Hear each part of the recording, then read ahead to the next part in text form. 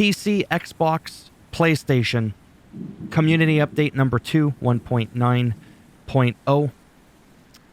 It's going to be legend, wait for it, Derry. Gain new passive abilities and progress faster than ever before, even when you think you've reached the end.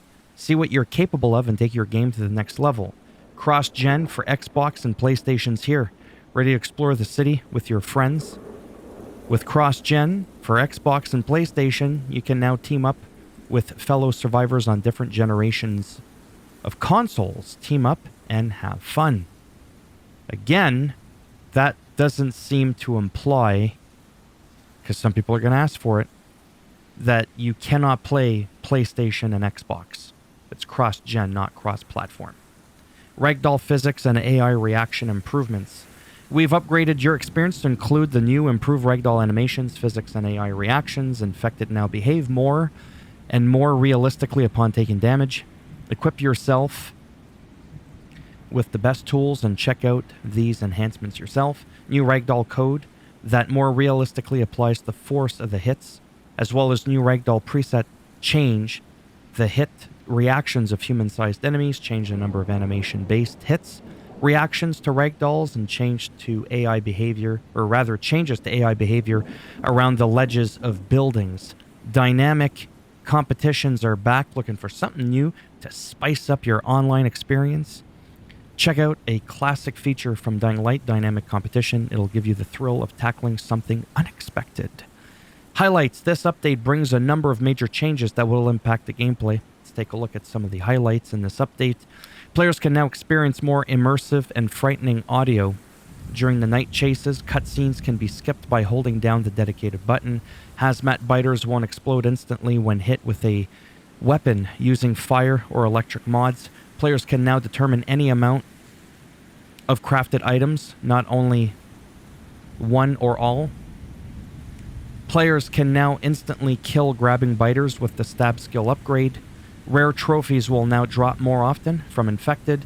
Newly added apparel, pilgrim outfit granted at the beginning of the game, ability to dodge when looking up, improved world textures, selected floors, walls, and surfaces, lowered biter grabbing frequency, because it was a little bit too much, even I thought so myself. New one-handed axe animations, and we're not stopping with animation improvements there. Game update. On top of the changes in the first part of the update notes, we've implemented other fixes. To co-op, any player can now use the host's Night Runner tools during a co-op session, regardless of personal progression in the single player. Added respawn ability, spawns 45 seconds after death near another player. Challenges should now end for all the players if one completes it. Ropes will look natural and not warped when swinging. Decreased neck sturdiness for lower tier enemies. Takedowns will work properly. Change the UI placement of the information about the party. Doors in X13 will open properly for the players in the co-op session. Fixed an issue with players respawn in X13. Fixed immunity exploit after repeatedly healing. No more God mode. Damn it. Fixed jittering of the player's model while hiding in the vents. Improved UI regarding players in the need of a revive. The list of games found in the online menu will auto-refresh after a failed joining attempt. Fixed a rare issue with the flashlight remaining turned on during Aiden's flashbacks, or a rare graphical issue with military containers opening and closing repeatedly. I'll backhand your face repeatedly if you give this video a thumbs down. Fixed the TPP animations issues for players using baseball bats. Bloody ties. Fixed matchmaking issues despite owning said story DLC. As well as Bloody Ties fixed an issue of music not playing for all players in Russian Carnage challenges. Players now don't need to wait for other players in critical moments during timed sequences in Bloody Ties, as well as Bloody Ties. Player looks more natural when unlocking the safes. Bloody Ties rush challenges will end for everyone once the host finishes. Bloody Ties objectives for spectacles now update properly in the UI for all players in co-op. Fixed TPP animation for attaching a power cable to the generator. Improve co-op widgets for other players, including status icons, poisoned, burned, etc. Player no longer loses the ability to attack from a turret after a triggered cutscene. Let's waltz, rope replaced, with monkey bar to prevent players from falling to their death and blocking the quest's progress. Teleport to the host shortened from 10 to 3 seconds, increase the bleeding out time from 20 to 40 seconds. Now you have extra time to bleed, to help your fallen friends, or to be helped. The player healing His moving friend won't get dragged down anymore. In other words, healing is stopped if the patient runs away. Veronica Quest fixed an issue of one invisible NPC for every player in the session, fixed rare occurrences of the host's difficulty reverting to normal when other players would leave the game. When using the controller, reviving other players won't unintentionally use up other consumables outside of the medkit selected in the item wheel. Gameplay addressed the issue of players being unable to craft lockpicks despite the free space. Barbed wires around Huntress camps will now inflict damage. Beware. Crossbow now has finite ammo in Harper's Elite Mission. Kick attacks are now a little bit faster and more powerful. Hurting friendly NPCs won't count anymore towards the King of the Hill goal. Technical, the game will no longer use DRM protection. Wait, what? Sorry, I had to pause there. That's huge for my fellow gamers on PC. Wow, PC only. Holy macaroni. Address the issue of the darker picture of certain configuration after one of the last patches. PC only, the Carnage Manica shield no longer displays twice when holding the scroll wheel on the mouse.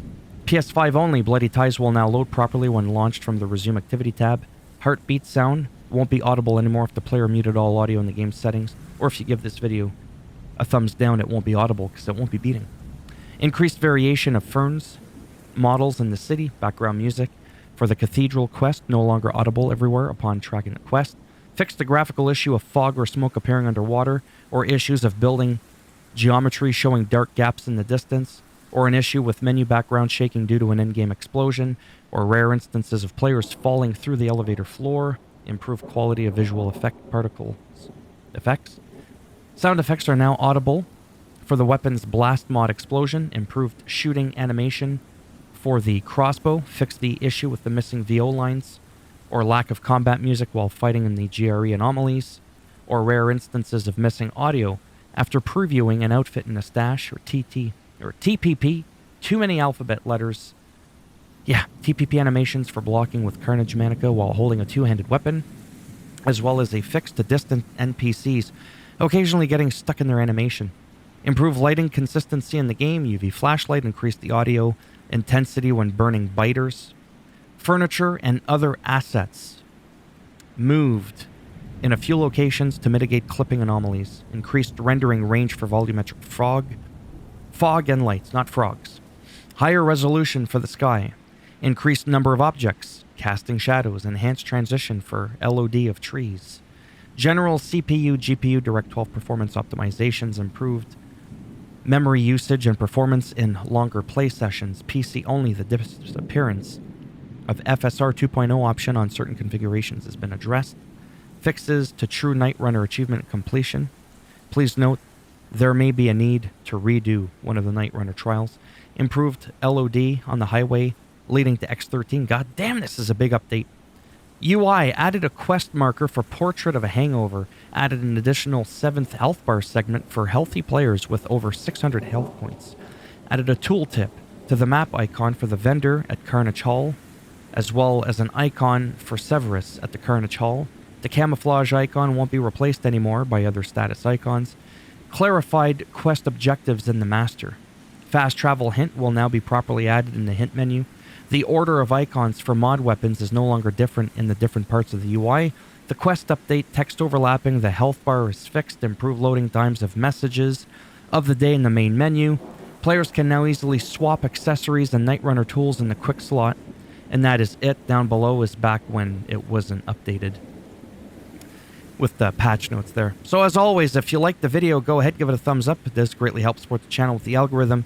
You didn't like the video, go ahead, give it a thumbs down, and I'll make sure you wake up in the middle of the night, and upon looking at the end of your bed, this is the scene.